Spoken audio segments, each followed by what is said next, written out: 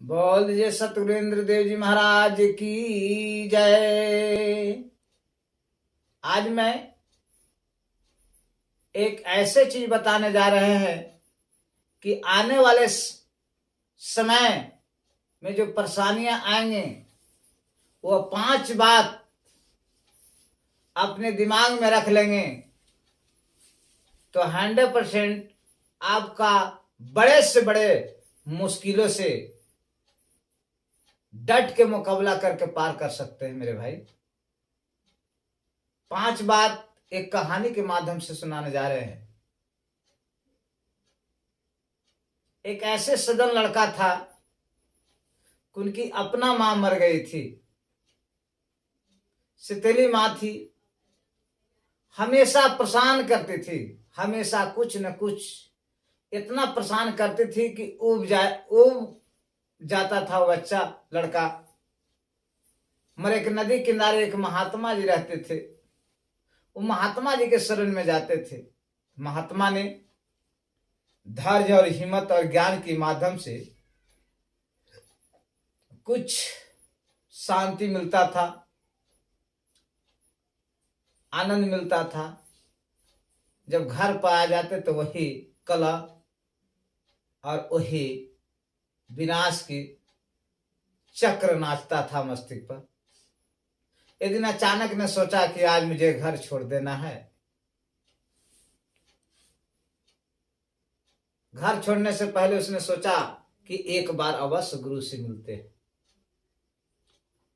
जाके गुरु महाराज से मिले और कहे कि महाराज जी, आज मैं अपने जन्मभूमि स्थान में त्यागने जा रहा हूं, मैं दूसरे राज्य में जाऊंगा और अपने जीवन में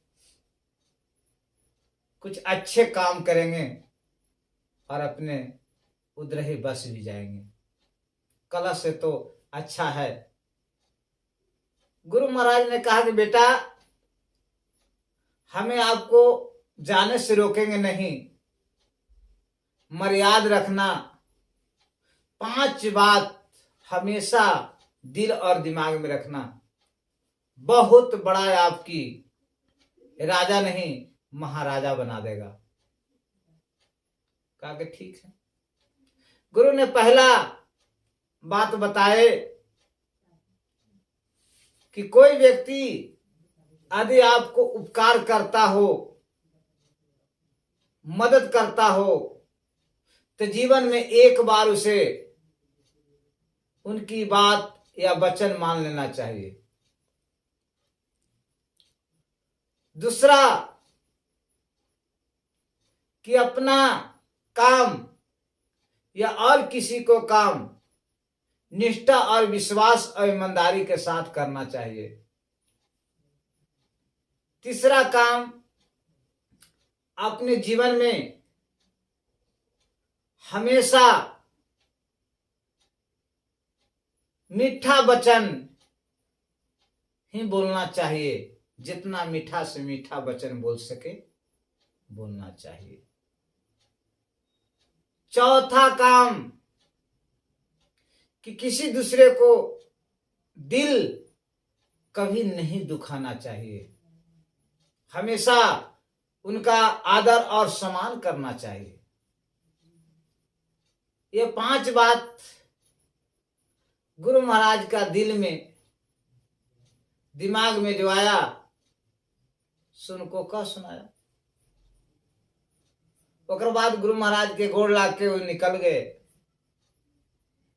जब दूसरे राज्य में गए तो एक जगह बहाली था। उस बहाली में जब प्रवेश किए तो अपने गुरु महाराज का याद करते हुए, धरती माता को गोड़ लागते हुए बड़ा मीठा वचन बोल के, भाई मुझे भी काम मिलेगा, जरूर जरूर मिलेगा। जाके उनकी बहाली में चले गए। बहाली में अच्छा काम भी मिल गया उनको, गेट कीपर के काम मिला। राज के द्वारपाल बने। एक दिन राजा ने शिकार खेलने के लिए निकल गए, मंत्री के साथ निकल गए, वो भी साथ गए। घना घोर जंगल में पहुंच गए।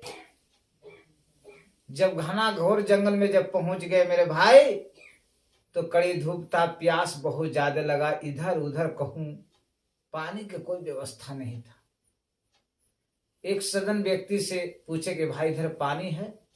कहा कि एक जगह पानी, बहुत मीठा पानी है, मोर वहां दैत राज के राज चलता है, वहां से कोई जिंदा लौट के नहीं आता।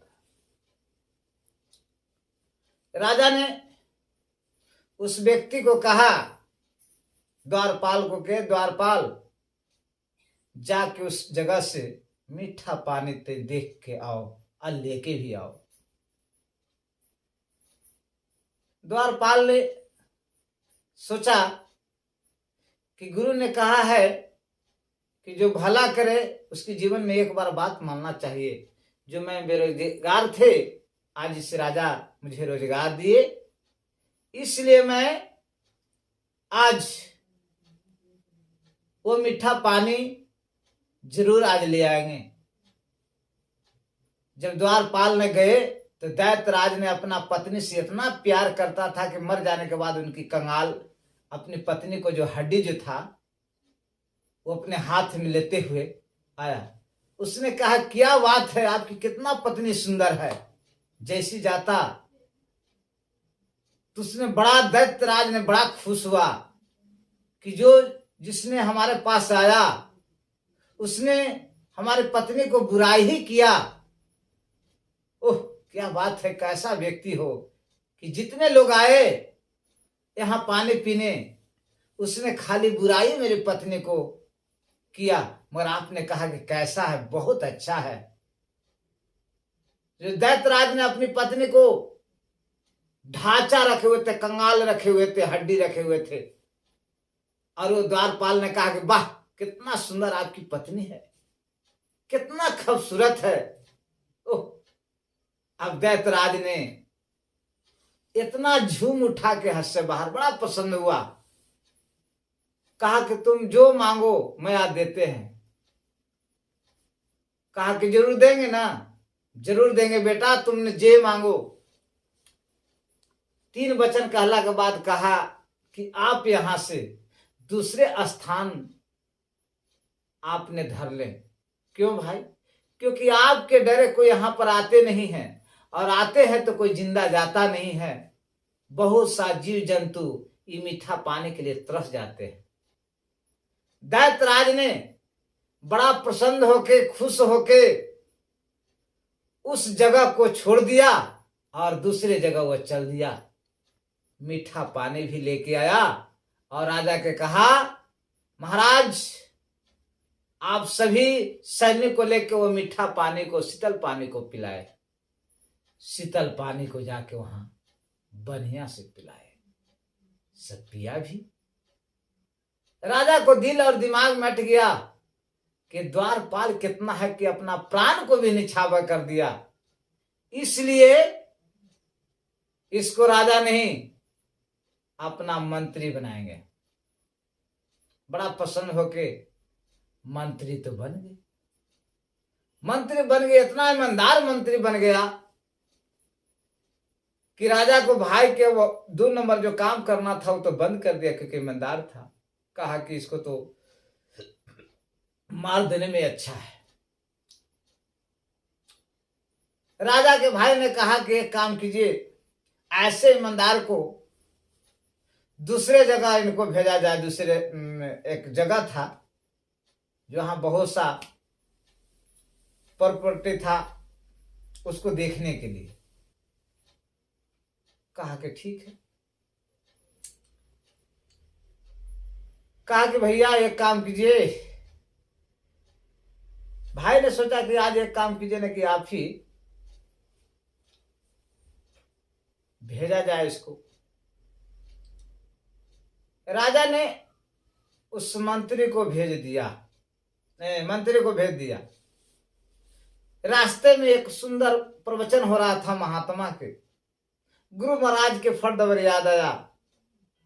कोई सुंदर बात आदि बताता है तो उसको सुन लेना चाहिए। अंत में वह मंत्री सुंदर वचन सुनने में बैठ गए रास्ता में। इतने में आदमी को छोड़ा। अंत में राजा को भाई ने कहा कि भैया जाके आज उस मंत्री को जाके देख आइए। जब मंत्री को जब देखने गया तो वहां पर क्या देखता है कि बड़ा सुंदर कथा भगवान को सुन रहा है। राजा ने उस मंत्री को कथा को सुनते हुए बड़ा पसंद हुआ। इतने में चोर और गुंडा ने वहां पहुंच गया जहां पर भेजना चाहा था। वहां देखा कि कोई नहीं है। जब राजा ने उस जगह पर गया तो चोरों ने कहा कि आज आपकी मंत्री को कत्ल होने वाला था। क्यों भाई? क्योंकि आपकी मंत्री बड़ा ईमानदार था और आपको भाई का 2 नंबर करने का मौका नहीं मिल रहा था। वो बड़ा प्रसन्न हुआ उस मंत्री पर और मंत्री को लेके आया। कहा कि धन्य हो बेटा, आज यहां का तुम राजा बनोगे। अपना पत्नी से, अपना बेटी से उस मंत्री को शादी करा दिया। लास्ट में जब अपने आप योग्यता बन गया तब उस राजा के भाई को मुकाबला करने बैठ गया। लास्ट में मुकाबला में इस मंत्री को विजय हुआ। इसलिए 5 बात हमेशा याद रखे कि अपना योग्यता के अनुसार ही किसी से बात करे। यदि आप में उतना योग्यता नहीं है तो आप बहस मत करें और मीठे स्वर्ग में। बोले सतगुरु श्री बिहारी जी महाराज की जय।